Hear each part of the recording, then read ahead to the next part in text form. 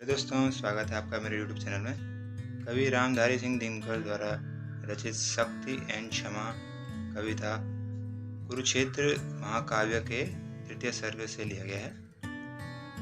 कविता का मुख्य उद्देश्य यह है कि अहंकारी शत्रु पर क्षमा और उदारता का कोई प्रभाव नहीं पड़ता है। उल्टे वह क्षमा करने वालों को कायर समझता रहता है, अतः उसे शक्ति से ही रास्ते पर ही लाना चाहिए। शक्ति से संपन्न व्यक्ति की क्षमताशीलता ही सुशोभित होती है। लेखक परिचय में राष्ट्रकवि रामधारी सिंह दिनकर का जन्म 23 दिसंबर 1908 को मुंगेर जनपद बिहार के सिमरिया घाट नामक गांव में हुआ था। हिंदी के एक प्रमुख लेखक, कवि और निबंधकार थे। आधुनिक युग के सर्वश्रेष्ठ वीर रसिक के कवि कहलाते हैं और आज़ादी से पहले एक विद्रोही कवि के रूप में पहचान थी। स्वतंत्रता के बाद राष्ट्रकवि की उपाधि मिली है।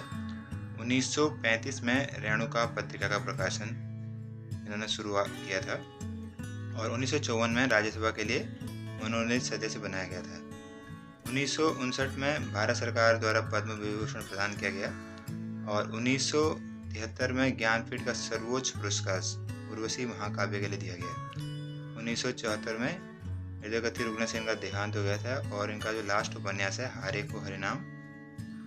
कविता को शुरू करने से पहले कुरुक्षेत्र महाकाव्य के बारे में कुछ जान लेते हैं।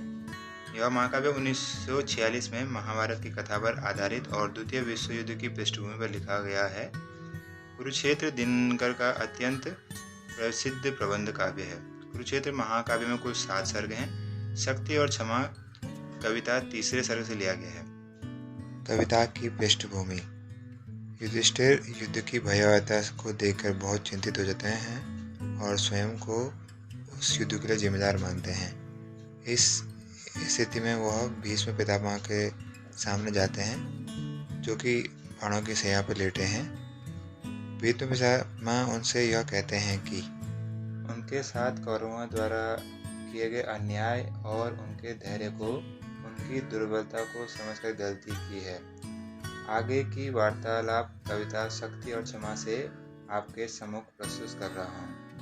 क्षमा दया तब त्याग मनोबल सबका लिया सहारा, पर नार व्याग्र सुयोधन तुमसे कहो कहाँ कब हारा। क्षमाशील हो रिपु समक्ष तुम हुए विनत जिनका ही, दुष्ट कौरवों ने तुमको कायर समझा उतना ही। अत्याचार सहन करने का कुफल यही होता है और उसका आतंक मनुष्य कोमल होकर खोता है। क्षमा शोभती उस भुजंग को जिसके पास गरल हो, उसको क्या जो दंतहीन विषरहित विनीत सरल हो। 3 दिवस तक पंथ मांगते रघुपति सिंधु किनारे, बैठे पढ़ते रहे छंद अनुनय के प्यारे प्यारे। उत्तर में जब एक नाद भी उठा नहीं सागर से, उठी अधीर धधक पौरुष की आग राम के सर से। सिंधु देह धर त्राहि त्राहि करता आ गिरा शरण में, चरण पूज दासता ग्रहण की बंधा मूण बंधन में। सच पूछो तो सर में ही बसती है दीप्ति विनय की, संधि वचन संपूज उसी का जिसमें शक्ति विजय की।